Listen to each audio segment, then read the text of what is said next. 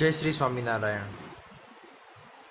આજના રિવિઝન સેશનમાં આપ સૌ વિદ્યાર્થીઓનું હાર્દિક સ્વાગત છે।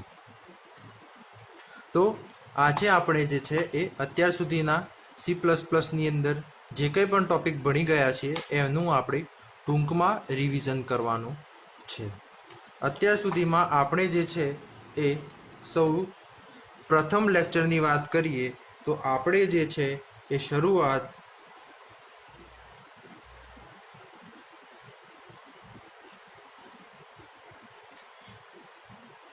રિવિઝન ઓફ સી અને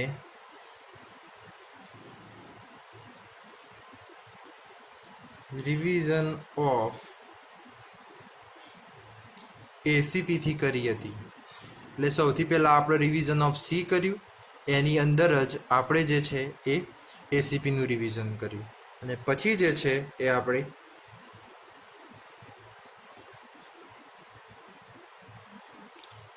C++ની શરૂઆત કરી, જેની અંદર જે છે એ સૌથી પહેલા આપણે જે છે એ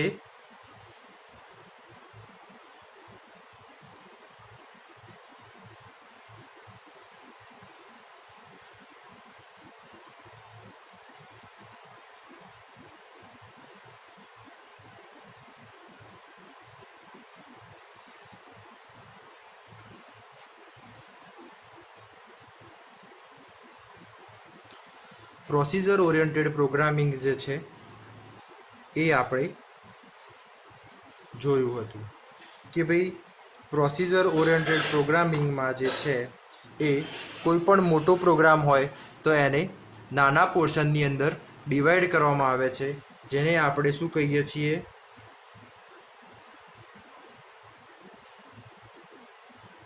ફંક્શન। એટલે કે કોઈ પણ મોટા પ્રોગ્રામને નાના ભાગની અંદર ડિવાઈડ કરવાની જે વાત છે એને કહેવાશે ફંક્શન। સાથે આપણે જોયું હતું કે કોબોલ અને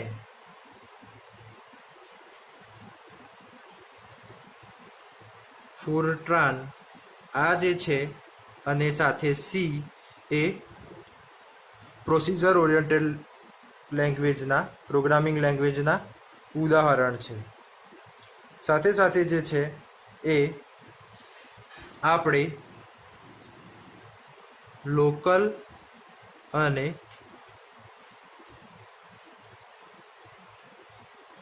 ગ્લોબલ વેરિયેબલ જે છે એ એના વિશે વાત કરી હતી કે ભાઈ લોકલ વેરિયેબલ છે એ આપણે પ્રોગ્રામની અંદર ડિક્લેર કરીએ છીએ, જ્યારે ગ્લોબલ વેરિયેબલ જે છે એ આપણે પ્રોગ્રામની બહાર ડિક્લેર કરીએ છીએ। સાથે સાથે જે છે એ આપણે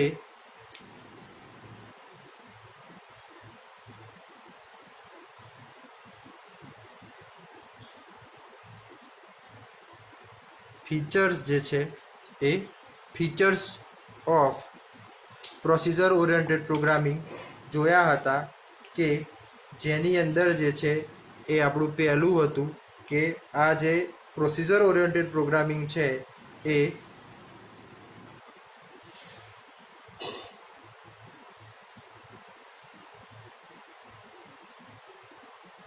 ટોપ ડાઉન એપ્રોચ જે છે એ ફોલો કરે છે। પછી બીજું શું હતું કે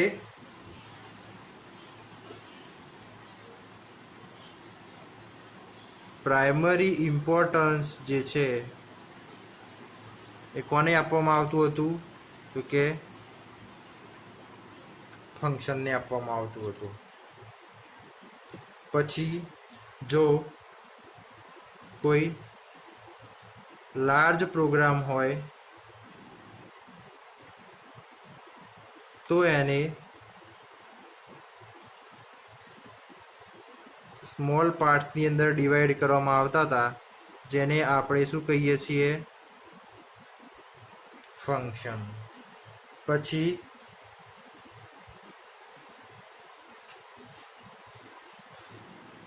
ચોથું ફીચર્સ હતું કે દરેક જે ફંક્શન છે તો એ ફંક્શનને જે છે એ શું હશે, લોકલ ડેટા હશે અને એ લોકલ ડેટા જે છે એ ફંક્શન પૂરતો સીમિત હશે, પણ અમુક ફંક્શન જે છે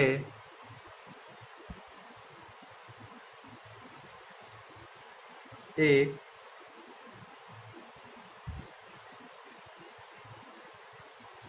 ગ્લોબલ ડેટા પણ શેર કરે છે. પછી જે છે એ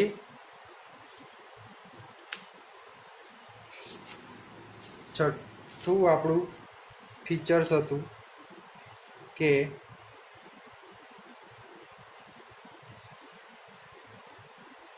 ડેટા જે છે એ ફંક્શન ટુ ફંક્શન ટ્રાન્સફર થાય છે. ડેટા જે છે એ ફંક્શન ટુ ફંક્શન ટ્રાન્સફર થાય છે. શેના થ્રુ થાય છે? તો એ કે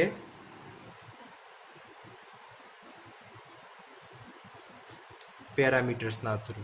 તો પેરામીટર્સના થ્રુ જે છે એ ફંક્શનમાંથી એક ફંક્શનમાંથી બીજા ફંક્શનમાં ડેટા જે છે એ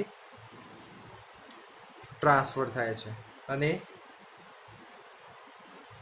7મા નંબરનું ફીચર્સ હતું કે data move openly around the system from, એટલે કે ડેટા મૂવ ઓપનલી, એટલે કે ડેટા જે છે એ એક ફંક્શનમાંથી બીજા ફંક્શનની અંદર ઓપનલી મૂવ કરી શકે છે. તો આ જે હતું એ આપણું પ્રોસિજર ઓરિએન્ટેડ પ્રોગ્રામિંગ લેંગ્વેજ હતું. હવે બીજું જે હતું એ આપણું હતું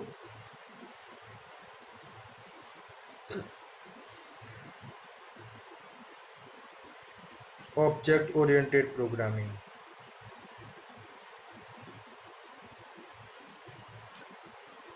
તો ઓબ્જેક્ટ ઓરિએન્ટેડ પ્રોગ્રામિંગની અંદર આપણે શું વાત કરી હતી કે સૌથી પહેલા જે છે એ ક્લાસ ડિફાઇન કરવામાં આવે છે. અને ક્લાસની અંદર શું હશે? તો કે ડેટા હશે. ક્લાસની અંદર શું હશે? ડેટા હશે. સાથે બીજું શું હશે? તો કે ફંક્શન હશે. કે પછી ક્લાસ ક્રિએટ કર્યા પછી આપણે શું કરવું પડે? તો કે ક્લાસનો ઓબ્જેક્ટ ક્રિએટ કરવો પડે. અને આ ઓબ્જેક્ટ થ્રુ જે છે એ ડેટાને શું કરી શકાય? એક્સેસ કરી શકાય. તો ડેટા જે છે એ ઓબ્જેક્ટ ઓરિએન્ટેડ પ્રોગ્રામિંગની અંદર ફ્રીલી મૂવ કરી શકતો નથી. આ વસ્તુ ખાસ ધ્યાન રાખવાનું છે. અને પ્રોબ્લેમ જે છે અથવા તો પ્રોગ્રામ જે છે એને સ્મોલ પાર્ટ્સની અંદર ડિવાઈડ કરવામાં આવે છે, જેને શું કહેવામાં આવે છે? તો કે ઓબ્જેક્ટ તરીકે ઓળખવામાં આવે છે. અને object of the same class communicate with each other by using a member function. એટલે કે એક ઓબ્જેક્ટ બીજા ઓબ્જેક્ટ જોડે મેમ્બર ફંક્શનનો ઉપયોગ કરી અને કમ્યુનિકેટ કરી શકે છે. તો આ જે હતું એ પ્રોસિજર ઓરિએન્ટેડ પ્રોગ્રામિંગ અને ઓબ્જેક્ટ ઓરિએન્ટેડ પ્રોગ્રામિંગ હતું. એના પછી જે છે એ શું હતું? તો કે એના ઓબ્જેક્ટ ઓરિએન્ટેડ પ્રોગ્રામિંગના ફીચર્સ હતા.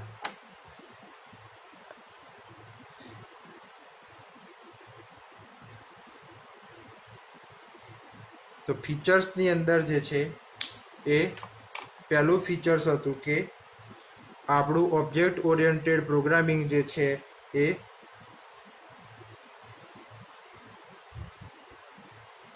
બોટમ અપ એપ્રોચ જે છે એ ફોલો કરે છે. પછી બીજું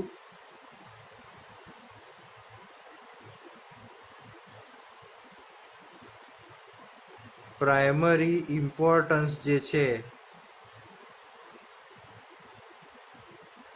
એ કોને આપવામાં આવે છે? તો કે ઓબ્જેક્ટને આપવામાં આવે છે, ફંક્શનને આપવામાં આવતું નથી. પછી ત્રીજા નંબરનું હતું કે આપણે પ્રોગ્રામને સ્મોલ પાર્ટ્સની અંદર ડિવાઈડ કરીએ છીએ, જેને આપણે કહીશું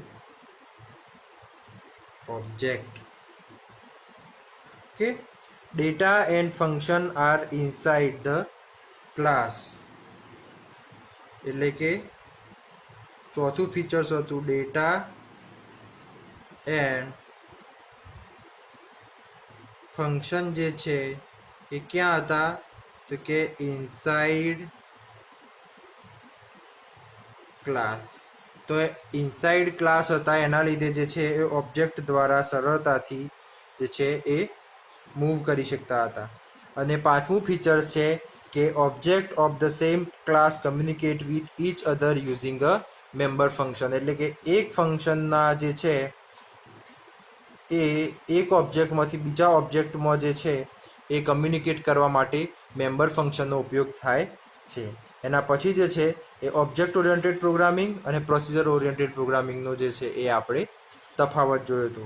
કે ભાઈ ઓબ્જેક્ટ ઓરિએન્ટેડ પ્રોગ્રામિંગ જે છે એ બોટમ અપ એપ્રોચ ફોલો કરે છે, જ્યારે પ્રોસિજર ઓરિએન્ટેડ પ્રોગ્રામિંગ જે છે એ ટોપ ડાઉન એપ્રોચ ફોલો કરે છે. ઓબ્જેક્ટ ઓરિએન્ટેડમાં જે છે એ ઇમ્પોર્ટન્સ ઓબ્જેક્ટને આપવામાં આવે છે, જ્યારે પ્રોસિજર ઓરિએન્ટેડમાં ઇમ્પોર્ટન્સ જે છે એ ફંક્શનને આપવામાં આવે છે. ઓબ્જેક્ટ ઓરિએન્ટેડ પ્રોગ્રામિંગની અંદર પ્રોગ્રામને નાના નાના પાર્ટ્સમાં ડિવાઈડ કરવામાં આવે છે, જેને ઓબ્જેક્ટ તરીકે ઓળખવામાં આવે છે, જ્યારે પ્રોસિજર ઓરિએન્ટેડમાં પ્રોગ્રામને નાના નાના પોર્શનની અંદર ડિવાઈડ કરવામાં આવે છે, જેને ફંક્શન તરીકે ઓળખવામાં આવે છે. ઓબ્જેક્ટ ઓરિએન્ટેડ પ્રોગ્રામિંગની અંદર ડેટા જે છે એ ઓપનલી મૂવ અથવા તો ફરી શકતો નથી, ફ્રીલી મૂવ કરી શકતો નથી, જ્યારે પ્રોસિજર ઓરિએન્ટેડમાં ડેટા જે છે એ ફ્રીલી મૂવ કરી શકે છે. ઓબ્જેક્ટ ઓરિએન્ટેડ પ્રોગ્રામિંગની અંદર ડેટા હાઇડિંગની ફેસિલિટી આપેલી હોય છે, જ્યારે પ્રોસિજર ઓરિએન્ટેડની અંદર ડેટા હાઇડિંગની ફેસિલિટી આપવામાં આવેલી હોતી નથી. ઓબ્જેક્ટ ઓરિએન્ટેડની અંદર ડેટા અને ફંક્શન જે છે એ જ્યારે જરૂર પડે ત્યારે એડ કરી શકાય છે, જ્યારે પ્રોસિજર ઓરિએન્ટેડ પ્રોગ્રામિંગની અંદર ડેટા અને ફંક્શન જે છે એ સરળતાથી એડ કરી શકાતા નથી. C++ અને જાવા જે છે એ ઓબ્જેક્ટ ઓરિએન્ટેડ પ્રોગ્રામિંગના એક્ઝામ્પલ છે, જ્યારે સી, કોબોલ અને ફોરટ્રાન જે છે એ પ્રોસિજર ઓરિએન્ટેડ પ્રોગ્રામિંગના એક્ઝામ્પલ છે. હવે આપણે આગળ જોવાનું છે કે બેઝિક કોન્સેપ્ટ. આપણે આગળના લેક્ચરમાં જોઈ ગયા હતા, પણ છતાં પણ આપણે બેઝિક કોન્સેપ્ટ જે છે એ એકવાર જોઈ લઈએ, કે જેની અંદર સૌથી પહેલા હતું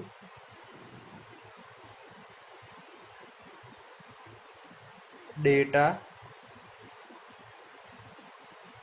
એબ્સ્ટ્રેક્શન. ડેટા એબ્સ્ટ્રેક્શન એટલે શું, તો કે ભાઈ જે એસેન્શિયલ એટલે કે જરૂર પૂરતી જે ઇન્ફોર્મેશન છે એ જરૂર પૂરતી ઇન્ફોર્મેશન જ યુઝરને બતાવવાની, બાકીની કોઈ પણ ઇન્ફોર્મેશન યુઝરને બતાવવાની નહીં. મતલબ યુઝર મેથડ અને ફંક્શનનો ઉપયોગ કરી અને પોતાનો ટાસ્ક પરફોર્મ કરી શકે છે, પણ એ ટાસ્ક કેવી રીતે પરફોર્મ થયો એ જોડે યુઝરને કોઈ લેવા દેવા નથી. એના પછી બીજા નંબરનું હતું ડેટા એન્કેપ્સ્યુલેશન. એટલે કે ડેટા એન્કેપ્સ્યુલેશન જે છે એ ડેટા હાઇડિંગની ફેસિલિટી પ્રોવાઈડ કરવામાં આવે છે, અને ડેટા એન્કેપ્સ્યુલેશન જે છે એ પ્રોસેસ છે શેની, તો કે ડેટા અને એના એસોસિએટેડ ફંક્શન, એટલે કે ડેટા અને એના રિલેટેડ જે ફંક્શન હોય એમને સિંગલ યુનિટમાં બાઇન્ડ કરવાની, એટલે કે ભેગા કરવાની જે રીત છે અથવા તો પ્રોસેસ છે એને કહેવાશે ડેટા એન્કેપ્સ્યુલેશન. એના પછી હતું ત્રીજું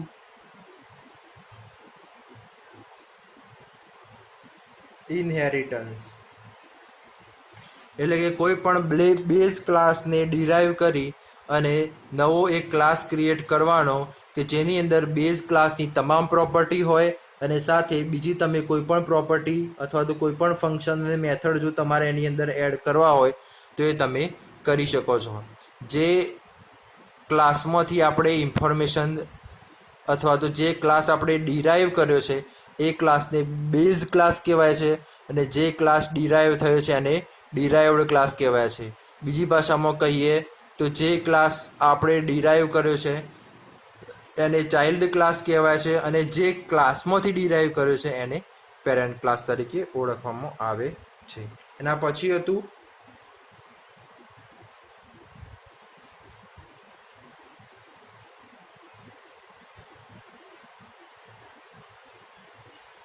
પોલિમોર્ફિઝમ. પોલિમોર્ફિઝમ એટલે શું? એક જ નામ અને એ એક કરતાં વધારે ડિફરન્ટ જે છે એ ડિફરન્ટ પર્પઝ માટે ઉપયોગ કરવામાં આવે. એટલે કે વસ્તુ એક જ હોય પણ એ ડિફરન્ટ પર્પઝ માટે ઉપયોગ કરવામાં આવે. જેની અંદર જે છે એ બે પ્રકાર હતા. એક કમ્પાઇલ ટાઈમ અને બીજું જે છે એ હતું રન ટાઈમ.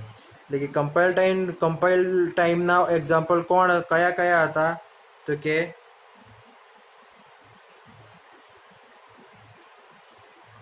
ફંક્શન ઓવરલોડિંગ અને ઓપરેટર ઓવરલોડિંગ. એ જે છે એ બંને કમ્પાઇલ ટાઈમના એક્ઝામ્પલ હતા. જ્યારે વર્ચ્યુઅલ ફંક્શન જે છે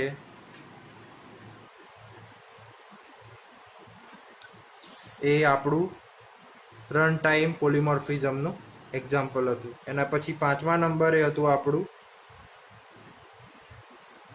ડાયનેમિક બાઇન્ડિંગ. ડાયનેમિક બાઇન્ડિંગ એટલે શું? તો કે બાઇન્ડિંગ મતલબ ફંક્શન કોલ જે છે એને ફંક્શનની ડેફિનેશન જોડે લિંક કરવાનું કામ. એના પણ બે પ્રકાર હતા. એક જે હતું એ સ્ટેટિક બાઇન્ડિંગ અને બીજું જે હતું એ ડાયનેમિક બાઇન્ડિંગ. તો સ્ટેટિક બાઇન્ડિંગ જે છે એની અંદર શું હતું કે જ્યારે કમ્પાઇલર એવું ડિસાઇડ કરે કે ફંક્શન કોલને ફંક્શન ડેફિનેશન જોડે કમ્પાઇલના સમયે એને લિંક કરવાનું થાય તો એને સ્ટેટિક બાઇન્ડિંગ કહેવાય. એટલે કે કમ્પાઇલર એવું ડિસાઇડ કરે કે ફંક્શન કોલ અને એની ડેફિનેશનને કમ્પાઇલ ટાઈમે બાઇન્ડ કરવું તો એને સ્ટેટિક બાઇન્ડિંગ કહેવાય. જ્યારે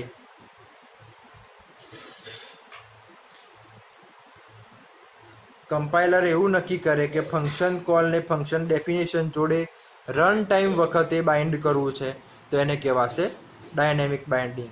તો આ જે છે એ સ્ટેટિક અને ડાયનેમિક બાઇન્ડિંગ છે. એના પછી આપણે જોયું હતું કે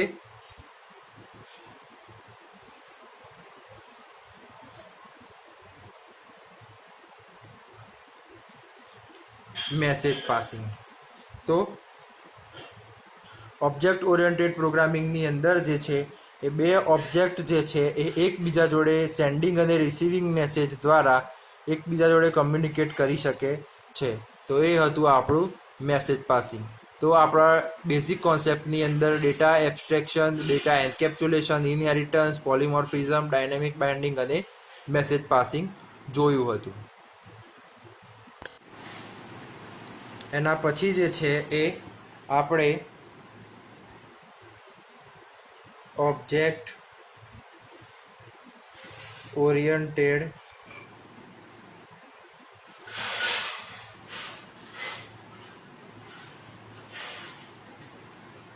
એના પ્રકાર જોયા હતા. જેની અંદર બે પ્રકાર હતા. એક જે છે એ object based programming language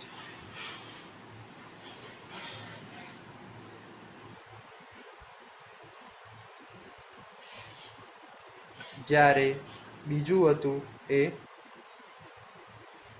object oriented programming language. એટલે બે હતું. જેની અંદર ઓબ્જેક્ટ બેઝ પ્રોગ્રામિંગ લેંગ્વેજની અંદર ઓબ્જેક્ટ ઓરિએન્ટેડના બધા ફીચર્સ જે છે એ સપોર્ટ કરતા નહોતા. એટલે કે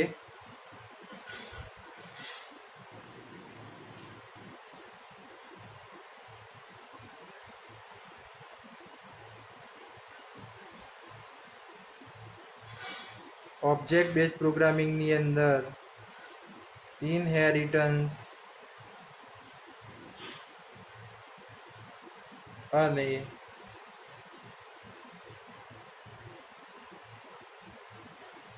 પોલિમોર્ફિઝમ જે છે એ સપોર્ટ થતા નહોતા, અને જેની અંદર ઇનબિલ્ટ ફંક્શન એ અથવા તો ઇનબિલ્ટ ઓબ્જેક્ટ જે છે અવેલેબલ હોય છે, જેવી રીતે કે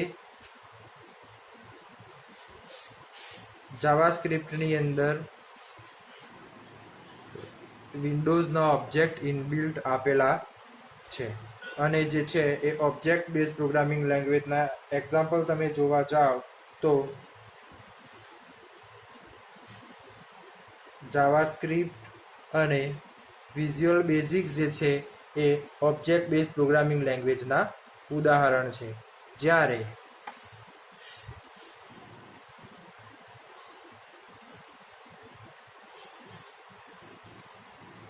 ઓબ્જેક્ટ ઓરિએન્ટેડ પ્રોગ્રામિંગ છે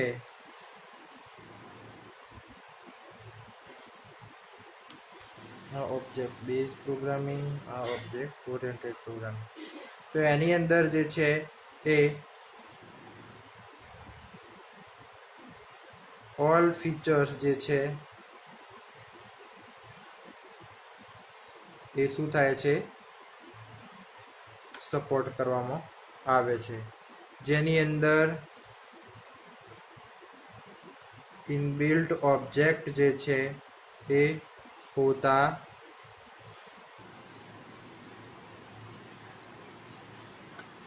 નથી.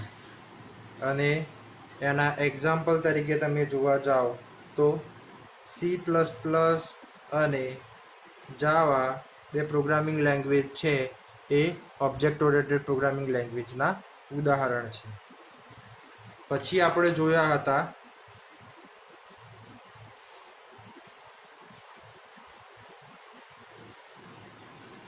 Advantages of object oriented programming. તો એની અંદર સૌથી પહેલાં હતું કે ડેટા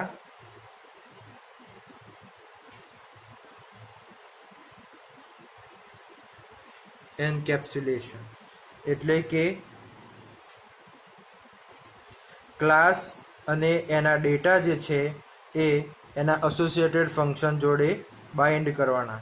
બીજું જે છે એ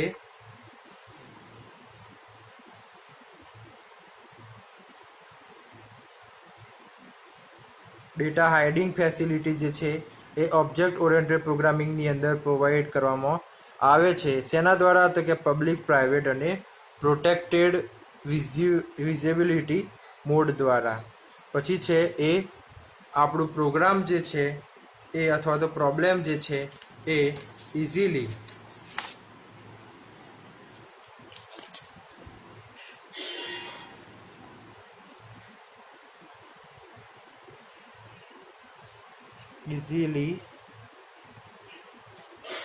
divided in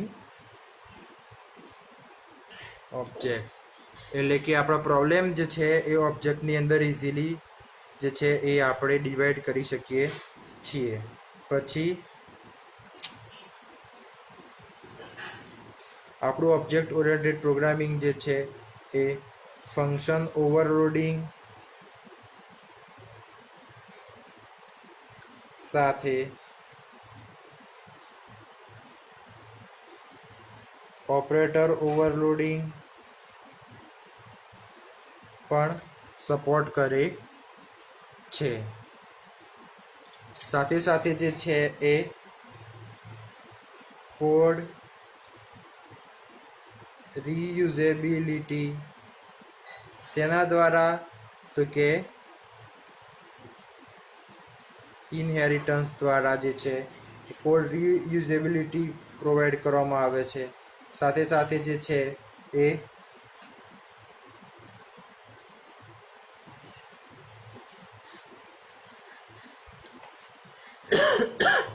મેસેજ પાસિંગ જે છે એ પણ ઓબ્જેક્ટ ઓરિએન્ટેડ પ્રોગ્રામિંગનો એક એડવાન્ટેજ છે. અને કોઈ પણ કોમ્પ્લેક્સ પ્રોગ્રામ હશે તો એ ઓબ્જેક્ટ ઓરિએન્ટેડ પ્રોગ્રામિંગ દ્વારા સરળતાથી સોલ્વ કરી શકાય છે. પછી જે હતું એ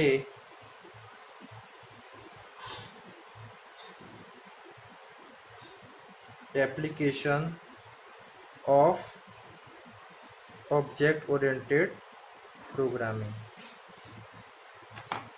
તો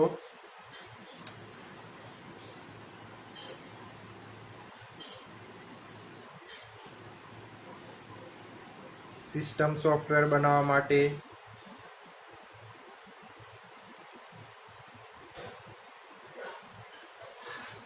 એપ્લિકેશન સોફ્ટવેર બનાવવા માટે ડ્રાઈવર્સ ડિવાઇડના બનાવવા માટે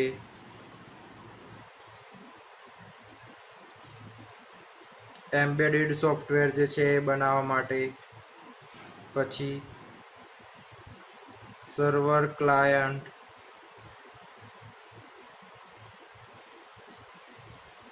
એપ્લિકેશન બનાવવા માટે જે છે એ ગેમ્સ બનાવવા માટે અને ઇમેજ એડિટિંગ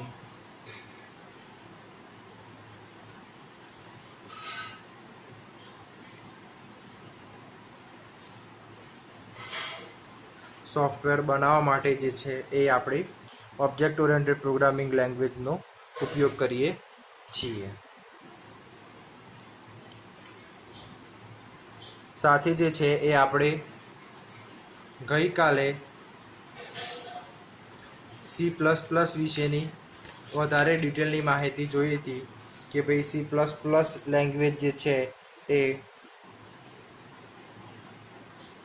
1980ની અંદર ડી જર્નેશ સ્ટ્રોઉસ્ટ્રુપ નામના વૈજ્ઞાનિકે AT&T બેલ લેબોરેટરીની અંદર સી પ્લસ પ્લસની શોધ કરવામાં આવી હતી, જે સૌથી પહેલાં જે છે એ સી વિથ ક્લાસ નામની લેંગ્વેજથી જાણીતી હતી. સી પ્લસ પ્લસ લેંગ્વેજ સૌથી પહેલાં સી વિથ ક્લાસ લેંગ્વેજથી જાણીતી હતી.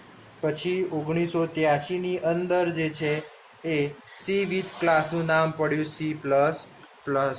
પ્લસ પ્લસ એના માટે તો કે સી લેંગ્વેજમાં ઇન્ક્રીમેન્ટેડ વર્ઝન આવ્યું એને કહેવાશે સી પ્લસ પ્લસ. એટલે કે ઇન્ક્રીમેન્ટ માટે એ લોકોએ શું વાપર્યું?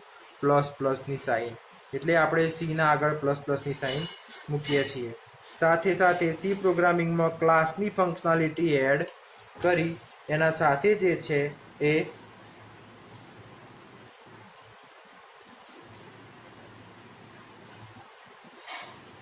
Function overloading,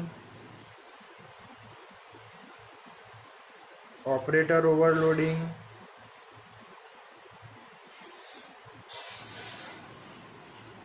inheritance,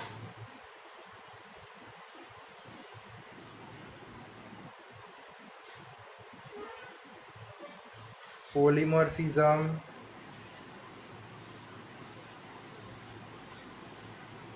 virtual function,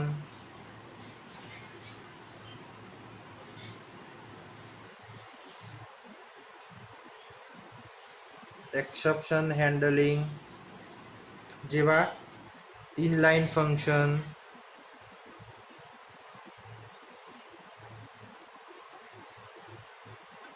અને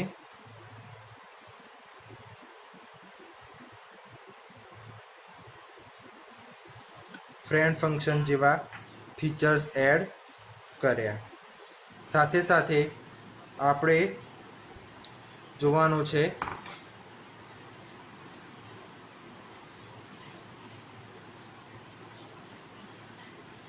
statements of C plus plus, જેની અંદર આપણે જોયું હતું ઇનપુટ સ્ટેટમેન્ટ,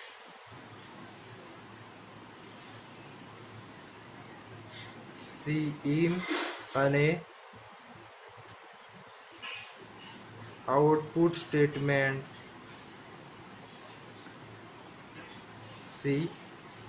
cout.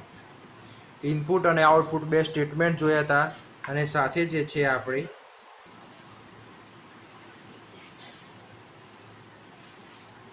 હેડર ફાઇલ્સની માહિતી જોઈ હતી.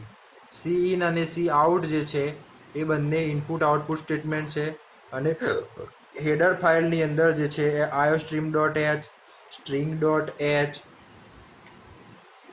Math dot H, stdio dot H અને સી ટાઈપ ડોટ એચ એવી જુદા જુદા પ્રકારની હેડર ફાઇલો જે છે એ આપણે જોઈ હતી.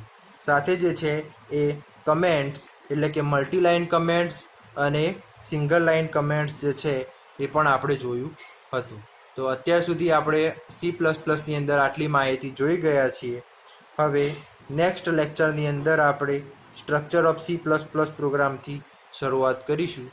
ત્યાં સુધી જય સ્વામિનારાયણ.